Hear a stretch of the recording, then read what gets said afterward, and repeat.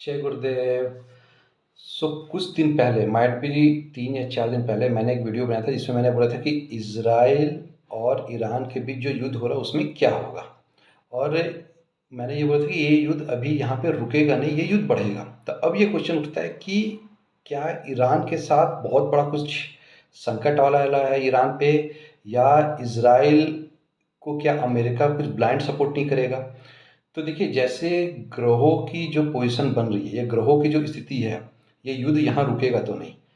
और मैंने पहले वीडियो में बोला था अगस्त तक, अब मुझे लिखता है कि दिख रहा है कि जुलाई तक में ईरान पे इज़राइल के थ्रू बहुत बड़ा अटैक होगा और ईरान का बहुत बुरा स्थिति होगा, वो बहुत तबाही की तरफ जाएगा। देखिए, जब युद्ध होता है तो किसी एक देश को तो नुकसान नहीं होता है, ये नुकसान दोनों देश को होता है। तो ईरान के थ्रू या ईरान के जो सपोर्टिव देश है या जो ईरान को सपोर्ट करते हैं, जैसे मान लीजिए हिजबुल्ला, हमास, ऐसे कोई भी जो ईरान को सपोर्ट करते हैं, या ईरान के जो सपोर्टिंग दोस्त है, जो भी कंट्री है, उसके थ्रू भी इज़राइल पे बहुत बड़ा अटैक होगा। और ये इज़राइल के लिए बहुत बड़ा शॉकिंग होगा, क्योंकि हम देखते हैं कि इज़राइल के पास बहुत लेटेस्ट आर्म्स है, हथियार है, लेकिन उसके कोई भी आर्म्स और हथियार उस समय काम नहीं आएंगे और एक इज़राइल पे बहुत बड़ा अटैक किया जाएगा।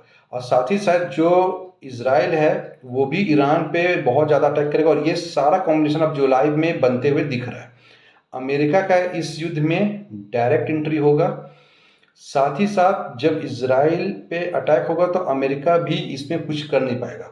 और आने वाले समय में जब इज़राइल को बहुत ज़्यादा ब्लाइंड सपोर्ट की ज़रूरत पड़ेगी अमेरिका का, तो शायद अमेरिका वैसा सपोर्ट ना कर पाए।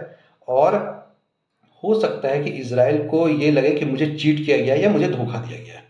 ठीक है, आने वाले समय में इज़राइल वर्ल्ड वार का सेंटर बनेगा।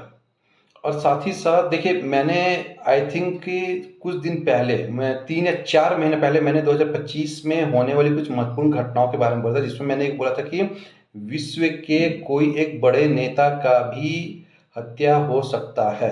तो अब देखिए, जो सिचुएशन बन रहा ना, इस साल के एंड तक में या इस साल तक में कभी भी एक बड़े नेता की हत्या हो सकती है, और ये यहाँ रुकेगा नहीं।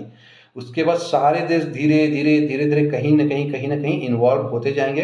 अब 2025 से अब ये जान जाइए कि परिस्थिति अब सामान्य नहीं रहेगी। धीरे धीरे 2025 जैसे जैसे समय गुजरेगा ये और टफ होता जाएगा। तो जुलाई का महीना इसराइल के लिए बहुत टफ है, ईरान के लिए भी स्पेशली बहुत टफ है, और ये वॉर यहाँ रुकने वाला नहीं है। जय गुरुदेव।